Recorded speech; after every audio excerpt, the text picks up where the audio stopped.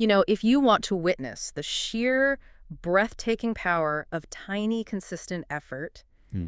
you really only need to look at the story of British cycling in the early 2000s. Mhm. For nearly 100 years, they were, frankly, an international punchline. Totally. They'd won just one Olympic gold medal since 1908, zero Tour de France titles. It got so bad that some top bike manufacturers wouldn't even sell them equipment. It was a history of absolute mediocrity. But then, in 2003, they hired a performance director, a guy named Dave Brailsford. And he introduced this philosophy he called the aggregation of marginal gains. And the idea wasn't to search for some, massive immediate breakthrough. No, not at all. It was to find a 1% improvement in absolutely everything they did. And I mean everything. I mean, yes, they looked at the obvious things like redesigning the bike seats for ergonomics, Okay. but they went so much deeper. They were experimenting with different massage gels to see what helped muscle recovery the most. They actually flew the team's pillows from hotel to hotel. Because consistency matters. Right. They analyzed the exact type of detergent that got the uniforms clean but didn't degrade the fabric's aerodynamics. They even painted the inside of the team truck white Why white? so they could spot tiny dust particles that might affect the finely tuned bikes. Wow. And the results? They weren't just incremental, they were seismic.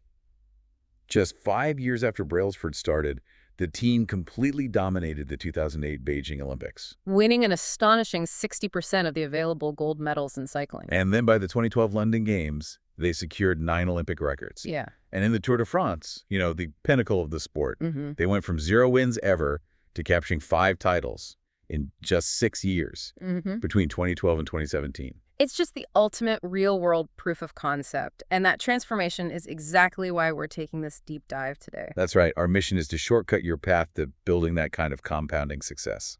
We're diving into the science of atomic habits, these tiny routine changes that, when you aggregate them, produce those revolutionary results. We're going beneath the surface to explore the underlying systems, the systems that let you build and break habits efficiently, sustainably. And the math here is just, it's so compelling. It's what makes habits the compound interest of self-improvement. Yeah, explain that. If you get just 1% better every single day for 1 year, you don't end up 37% better. No, you end up nearly 37 times better. That's 1.01 raised to the power of 365. It lands you at 37.78. But the inverse is just as powerful, Mm. and frankly, a bit terrifying. If you get just 1% worse every day for a year, you decline almost to zero. 0.99 to the power of 365 is 0.03. It just shows that these tiny differences in our daily behavior, positive or negative, they accumulate into these enormous changes over time. It's like a slight navigational error in a plane's heading. It's the difference between landing in New York and ending up hundreds of miles away in Washington, D.C. Okay, so let's unpack this. Let's start with a core psychological trap that I think we all fall into, this focus on monumental moments. Why do we keep waiting for that one single act that will solve everything? Well, culturally, we're sort of conditioned to believe that success requires massive action. Right. Go big or go home. Exactly. So we dramatically overestimate the importance of those single defining moments, the huge promotion, the major weight loss breakthrough, and we tragically underestimate the value of small, daily, invisible improvements. We're chasing the outcome instead of building the engine. So if we want to harness that compounding power, we have to shift our focus completely, away from goals and towards systems. Define that distinction. Well, goals are about the results you want. The championship, the completed manuscript, the six-pack abs. And systems are about the processes that lead to those results. Think of a professional coach. Their goal is to win the league title. Their system is the way they manage practice, their player recruiting pipeline, their weekly film review. The goal is the destination. The system is the route and the vehicle. But I mean, goals aren't entirely useless, are they? If I don't set a goal to write a book, I'll never even start the system of writing every day. No, that's a great point. Goals are excellent for setting a direction, for steering the ship. But systems are what actually move the ship forward. And focusing too much on goals introduces 4 really critical problems. Okay, what's the first one? First, winners and losers share the same goals. Okay. This is textbook survivorship bias. I mean, every single professional cycling team wanted to win the Tour de France. The goal did not differentiate the winner. What differentiated British cycling was their superior system, that continuous search for marginal gains. The goal is the ambition. The system is the execution. So the differentiator isn't how badly you want it, it's the daily mechanism you employ. Okay, what about the second issue. Achieving a goal is only a momentary change. A temporary fix. Exactly. If you make it your goal to clean a messy room and you do it, you feel great for a day. But if you haven't changed the underlying system of, say, putting things away immediately, your room will inevitably be messy again.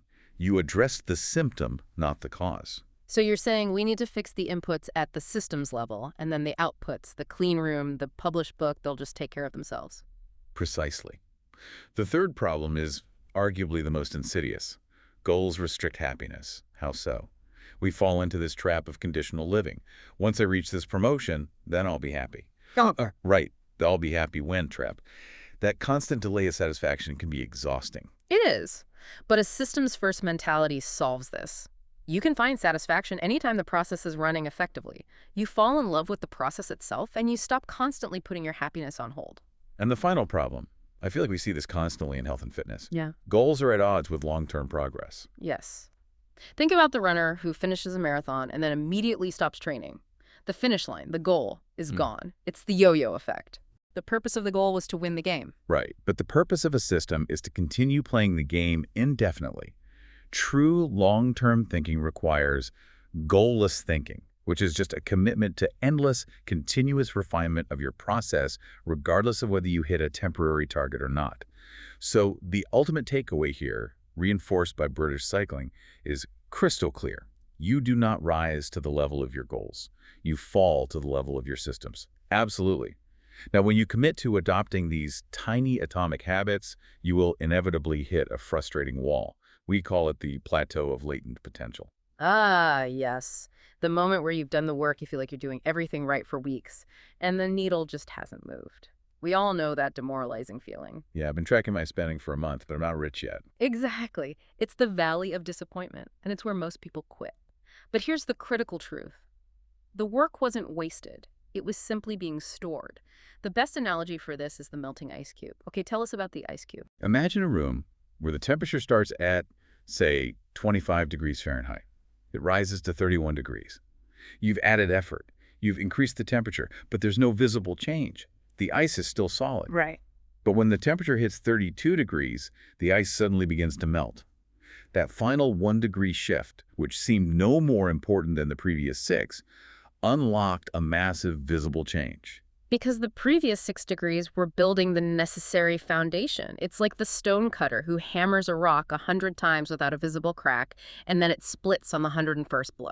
That patience, knowing the previous 99 blows weren't wasted, that is mastery. And to survive that plateau, you need motivation that's deeper than just getting a result. You need to change who you are, not just what you do. This is the difference between outcome-based habits and identity-based habits. We can visualize this as 3 layers, like an onion. The outermost layer is outcomes, so the results you get.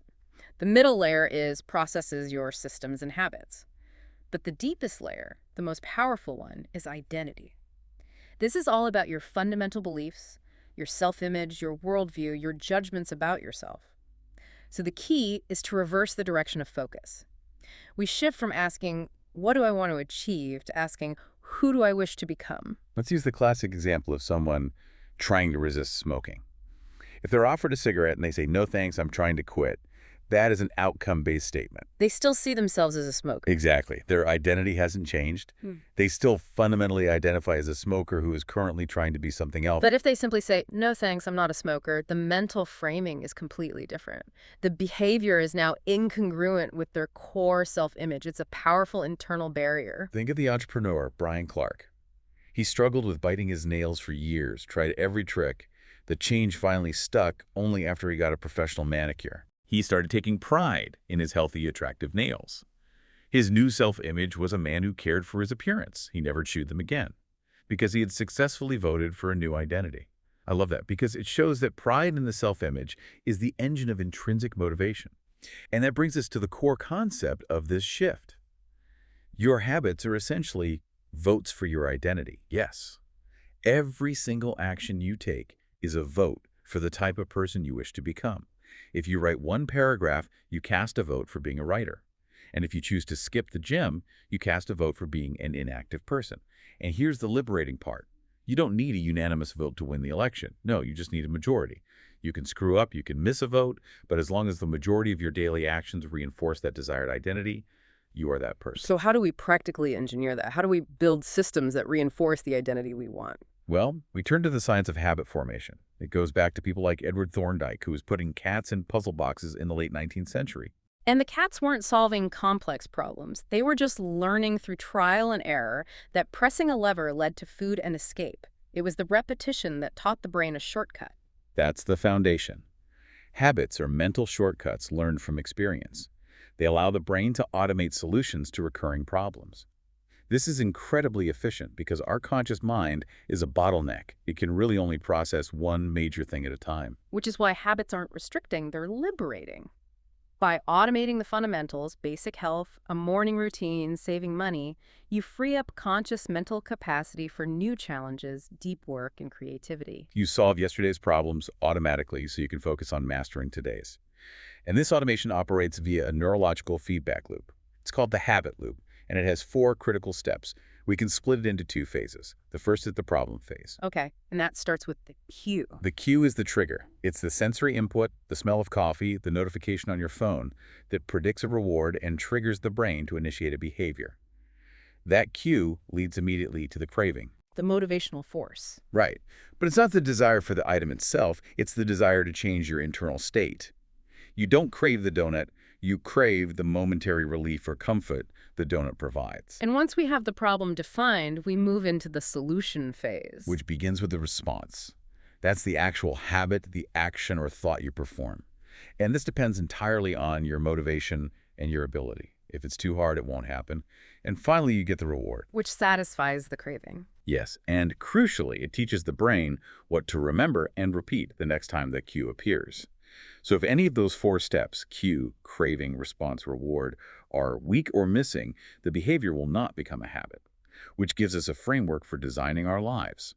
The 4 laws of behavior change. We can manipulate each stage of that loop. To create a good habit, we need to make the cue clear, the craving appealing, the response easy, and the reward satisfying. In short, the 4 laws are: 1, make it obvious, that's the cue. 2, make it attractive for the craving. 3, make it easy for the response. And 4, make it satisfying, the reward. And brilliantly, to break a bad habit, you just invert these laws. You make it invisible, unattractive, difficult, and unsatisfying. Today, let's just focus on that essential first step. Law number 1, make it obvious. The difficulty here is that once habits are ingrained, we often pick up on cues without even thinking about them. Our actions fall into the non-conscious mind. Which is what makes bad habits so persistent and, frankly, dangerous. Exactly. These systems are so deep, they make us act like sleepwalkers. You hear stories about the retail clerk who accidentally cut a customer's actual credit card after performing the repetitive habit of cutting up gift cards all day. Or the former lifeguard who would occasionally yell "walk" at running adults in a supermarket. It's non-conscious habit hijacking. So we need awareness first. And that awareness starts with our first tool, the habit scorecard. You have to become a neutral observer of your own life. The process is simple, but it requires brutal honesty. List out every single habit you perform in a typical day, from waking up and checking your phone to turning off the light. Then you mark each one, a plus for a good habit, a minus for a bad one, or an equal sign for neutral. And the real power here comes from framing it against your desired identity. If you're not sure whether to mark a habit plus or minus, just ask yourself, does this behavior cast a vote for or against the type of person I want to become? Just tracking this is a breakthrough for most people, because often the things holding us back are not catastrophic mistakes. They're the thousands of tiny, non-conscious negative votes we cast every week. Okay, so to raise that awareness even more, from non-conscious to conscious, we can borrow a technique from safety systems called pointing and calling. Right. This is the system used by Japanese railway operators. They physically point at objects and verbally call out their commands. Signal is green, all clear on the track. It sounds a little dramatic, but the studies show it reduces errors by up to 85% because it forces a shift from just seeing something to consciously acknowledging it. And you can apply this immediately. Instead of mindlessly reaching for your phone when you hear a notification, say out loud, "I am reaching for my phone because I crave novelty and distraction." Or if you're about to watch Netflix instead of work, you say, "I am choosing to procrastinate now," which means I will pay the price of rushing later. Hearing your bad habits spoken aloud forces you to confront the reality of the action. Okay, so once you have awareness of your cues, the next step is clarity. Motivation often fails us, but clarity of execution rarely does. This brings us to tool number 3, the implementation intention. Right. We've learned that just wanting to do something isn't enough. You need a concrete plan. There was a great study on this with exercise habits. Yes. When participants were asked to plan specifically when and where they would exercise, 91% of them actually followed through. The control group is only around 35 to 38%. That's a huge difference. It's massive. And the formula cuts through all the foggy intentions like, I want to eat healthier or I should read more. The formula is simply, I will behavior at time in location. So give us an example that's not exercise. Certainly. If your goal is to read more, you might say, I will read for 20 minutes at 8 p.m. in the armchair in my living room. Very specific. Or, I will put my phone on silent at 6:30 p.m. at the kitchen table while we eat dinner. You're leveraging the two most reliable cues, time and location, to trigger the behavior. And the final tool, habit stacking, builds directly on this clarity. You use the natural momentum of behavior, the fact that one action tends to lead to the next, and you channel it positively. The negative side of this is the Diderot effect. You buy one new thing like a designer shirt, and suddenly everything else you own looks shabby, so you start a spiral of consumption. We're going to invert that spiral. So instead of a consumption chain, we build a productivity chain. Precisely. Habit stacking pairs a new desired behavior with a current habit you already perform daily. You turn the existing habit into the obvious cue for the new one. The formula is, after current habit, I will new habit. This means you no longer rely on willpower. You rely on the completion of the old habit. So instead of just hoping you remember to meditate, you chain it. After I pour my morning cup of coffee, I will meditate for 60 seconds. The act of pouring the coffee becomes the cue. Exactly. Or for the evening. After I finish eating dinner, I will immediately put my plate directly into the dishwasher. That completion then becomes the cue for the next desired action, like opening your laptop for a focused hour of work. By building a clear, obvious stack, you just increase the probability of follow-through dramatically. You transform your whole routine into an automatic sequence where one action is the obvious trigger for the next. So to bring this full circle, we started with British Cycle's incredible success. We looked at the math of compounding, and we learned that if you're struggling to change, the problem isn't you, it is your system. Your habits are the atomic components of that system, and they're capable of either compounding your failures or compounding your success. And we focused on the really profound insight that your habits matter not just because they deliver better results, but because they define the person you become. By shifting to identity-based habits, the focus moves from achieving an outcome to becoming a different kind of person. And ultimately, every single action you take is a vote for your identity. You have the power to change your beliefs about yourself. Your identity is not fixed. You choose the identity you want to reinforce today with the tiny habits you choose today. You choose whether you are a writer, an athlete, a mindful parent, a focused worker, by the majority of votes you cast in your daily life. So if every single action you take is a vote for who you are, what kind of person are you voting for next?